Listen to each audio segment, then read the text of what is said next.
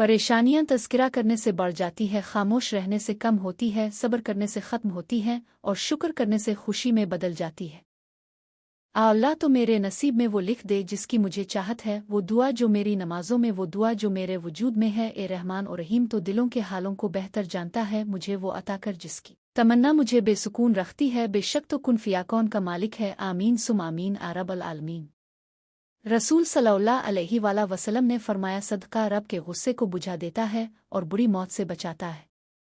हरनी शेर से ज्यादा तेज रफ्तार होती है, लेकिन शिकार हो जाती है, क्योंकि बार बार वो पीछे मुड़कर देखती है कि शेर कहाँ तक पहुंचा। ऐसा करने से इसकी रफ्तार कम हो जाती है। बिल्कुल इसी तरह जब हम जिंदगी के सफर पर रवां दवा हों तो बार बार माजी में झांकने से हमारा सिर्फ और सिर्फ नुकसान होता है। तुम्हारा सब्र तुम्हें इन मकामात तक पहुंचा सकता है जिनका तुम गुमान भी नहीं कर सकते। तो फिर ये मत सोचो कि क्या होगा, कब होगा, कैसे होगा। तुम्हें बस अल्लाह पर यकीन रखना है और सब्र करना है। हज़रत अली रज़ी अल्लाह ताला अन्हु फरमाते हैं, जितनी चाहे इज्जत कर लो और जितना मर्जी ख्याल कर लो, कम ज़र्फ लोग अपनी औकात दुखा ही देते हैं। कभी किसी की आंख में खुशी के आंसू देकर देखिएगा, आपका नफस कितना सरशार होगा और आपका रब आपको कितना करीब महसूस होगा। जिंदगी का लुत्फ उठाएं, हम फिर कभी जवान नहीं होंगे। नहीं, हमें कोई उनबन नहीं है, बस इतना है कि अब वो पहले वाला मान नहीं रहा। मैं अपने आप को सुलझा रहा हूं, तुम्हें लेकर कोई उलझन नहीं है। जिस उम्मत को कब्रिस्तान से गुजरते वक्त मुर्दा को सलाम करने का हुक्म है, वो इतनी बेहिस हो चुकी है कि जिंदा को भी बगैर मतलब के सलाम नहीं करती। एक ताजिर से कब्र में सवाल हुआ तो उसके क्या जवाब दिया।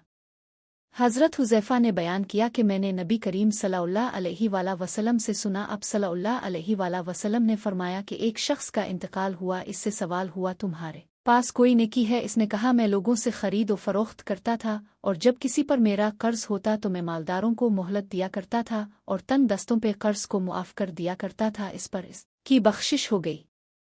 बेरोजगारी और बीमारी क्यों आती है? मेहमान को हिकारत से देखना, बगैर बिस्मिल्लाह के खाना, जूते पहनकर खाना, नंगे सर खाना, मस्जिद में दुनिया बातें करना, बुजुर्गों पे आगे चलना, नामुहर्रम औरतों को देखना, झूठ बोलना, सुबह के वक्त सोना, शिकस्ता कुंदा इस्तेमाल करना, बैतुल खला में बातें करना, अहलो अयाल से लड़ते रहना, खड़े होकर नहाना, गाने बजाने में दिल लगाना, कुरान को बेवुजू हाथ लगाना, खड़े होकर खाना, बगैर हाथ धोए खाना, खाने के बर्तन को साफ न करना, नमाज कज़ा करना, दरवाजे पर बैठने की आदत, औलाद को गाली देना, मगरिब के बाद सूना, नंगे सर बैतुल खला में जाना, बैतुल खला में थूकना, नहाने की जगह पेशाब करना, फ़कीर को झिड़कना।